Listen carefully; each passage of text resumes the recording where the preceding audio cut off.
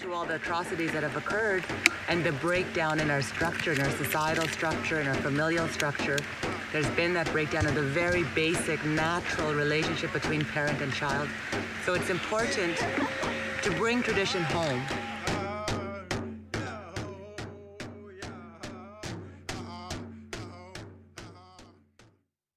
Bringing tradition home parenting curriculum is so important today because, as you know, the long history of our people, our Indigenous people being in residential school, they weren't parented themselves. They were in an institution, so they could not learn those skills for parenting.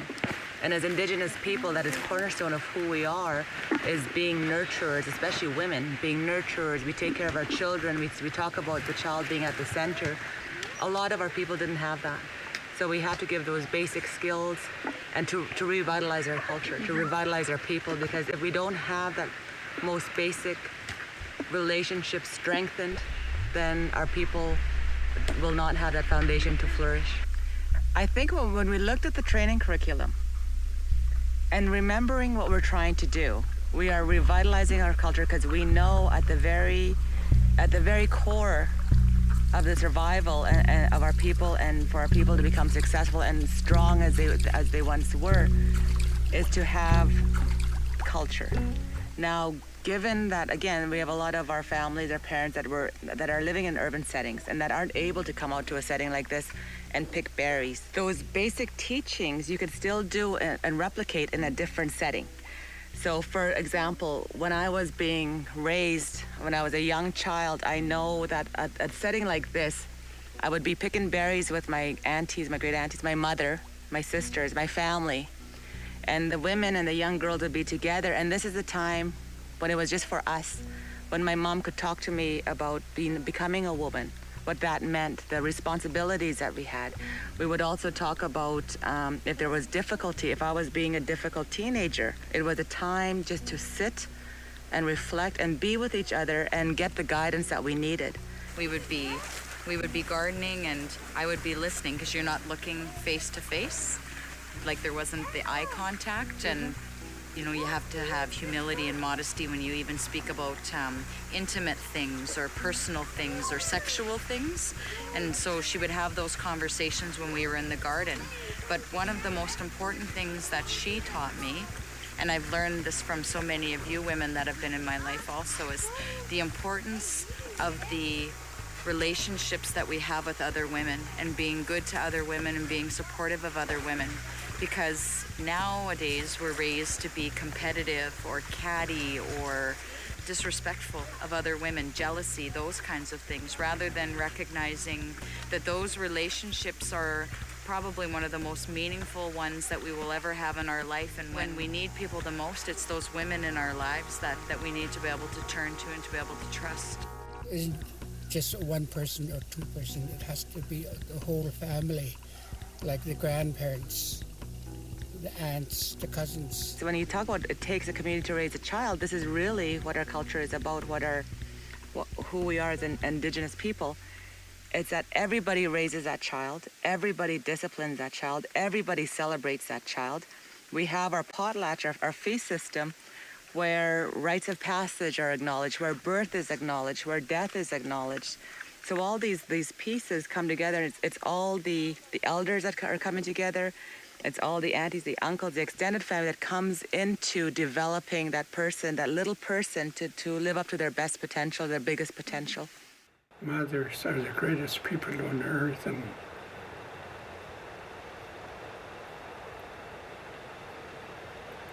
they should be given the most respect.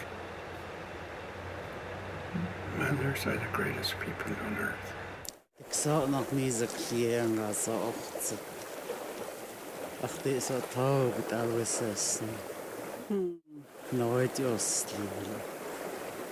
My grandmother, God bless her soul, she taught us a lot on sharing our generosity and sharing food, everything.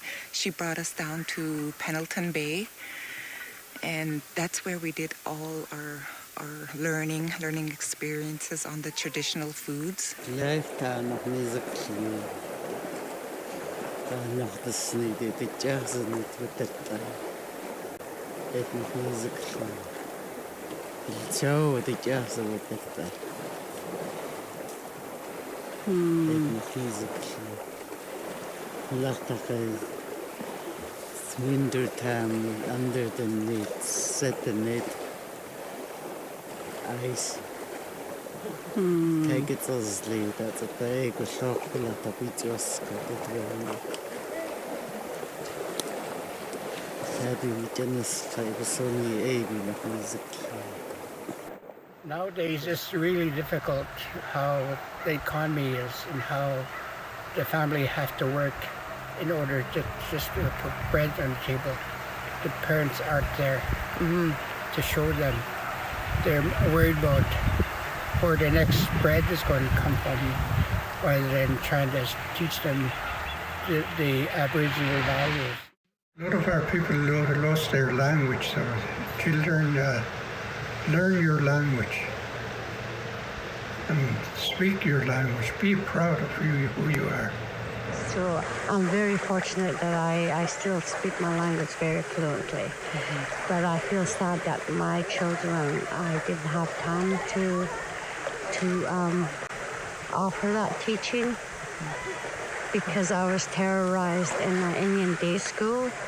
I didn't know how to speak English, so I got strapped and I was really tortured. If I look at my life back then, it was torture.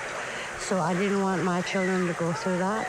So I wanted them to speak English because everything's English now. And I'm really sorry about it today. I should have taught my language to my children. And I think what you're saying is important. And one of the things that I think is great about the modern era and being Aboriginal is that the technology today allows that distance to still enable, cultural language and cultural teaching. So I don't speak Niska, but it's important in our family that the baby speaks Niska. And so with the grandmothers, the Gigis and the Yets, the grandpas not being there, we're able to use technology. There's CDs that the family has given us and books that they've given us, and Facebook where we can download videos that they're sending us, and the community members and the family members who want to be involved in ensuring that baby speaks the language and knows where she's from and who she belongs to. We can play that for her, and then we're learning along with her, and it allows us to do that together as a family, and so we're both learning, which is fantastic. And the lullabies around language development that we're always being told about, and so now we're learning the lullabies and we sing them over and over because the baby learns by repetition, and then now I'm learning it, and so I start seeing her over time now using some of the words from the lullabies in Niska, and it's really beautiful. And so those pieces that your children wouldn't have had the opportunity because the technology wasn't there. For a younger generation, we have that, and so now you can take your language and you can give that to your grandchildren, even if they're not coming to your house. People are smart. They're capable. They're capable of doing anything they'll put their mind to. Giving them the chance, you will see it. You'll see they'll amaze you. I do a lot of visits in the different communities, and I see young babies and I see grandmothers and aunties, and they really embrace the little baby. And this is where the language comes in. They speak to the babies in the language all the time. And I think that's awesome, especially the storytelling. As a child, Grandma always told me stories, and I wish I'd listened. And she told me stories at bedtime, and it was legends. I remember some, but not all. But that's how grandmothers were, and that's where they pass on our stories and our teachings, and a lot of the stories have teachings in them. The holidays I got it out this time, so the day time the babies on the east. Oh. So it's so kata tohoina wasasi. My grandmother used to tell me about an owl that fell in the river. And when the owl fell in the river, the owl came out and the owl had to wipe the water off itself. And this is how they taught us what underarm was. They said they wipe their moo and then they take the water out of their eyes, and so that our eyes is nak, and they talk about nak, so that they're teaching us this is how you say your eyes, and your ears mamu, and it's really neat. They go through all parts of your body and how you brush yourself off, and that's how you learn your body parts. This is our ears and our nose and our mak and our eyes. So I remember that one. I think it's wonderful that there's a story so that it allows the children to get in tune or be excited about listening, but it has a moral to it.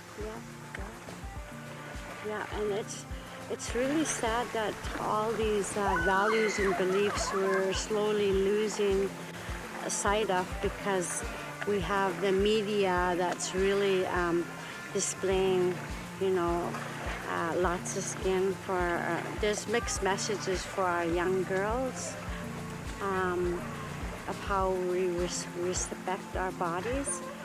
Grandma used to always tell me that, she didn't say it in English, but in our language, she's saying if you're not selling, don't advertise.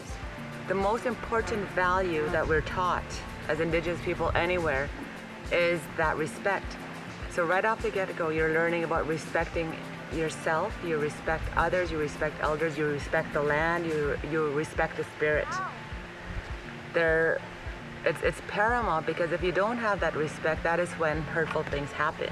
Not only to the land, but to people, to everybody else. So that's the fundamental teaching. The way I was taught was that always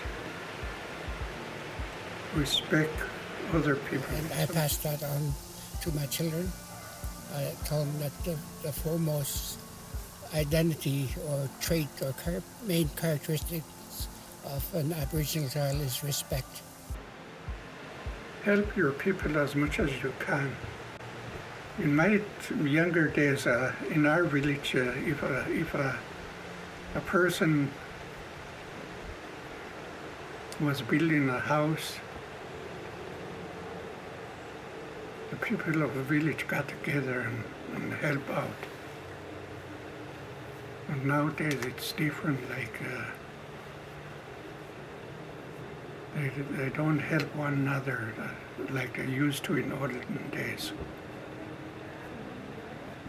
There's always a mighty dollar. Say, what is it in it for me? Stuff like that. So we have to help out one another, and it'll come back to you in some way if you help out others. When I was raised, we didn't say this was your traditional role.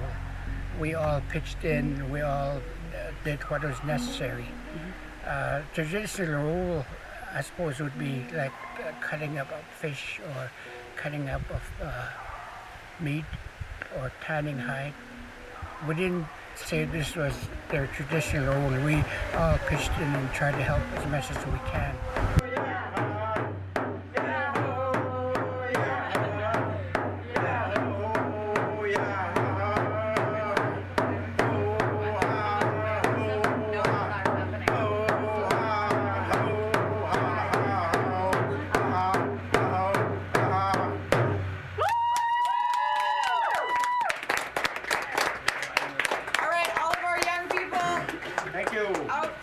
Thank you very much. Thanks, Good Ronnie. night. That was very nice.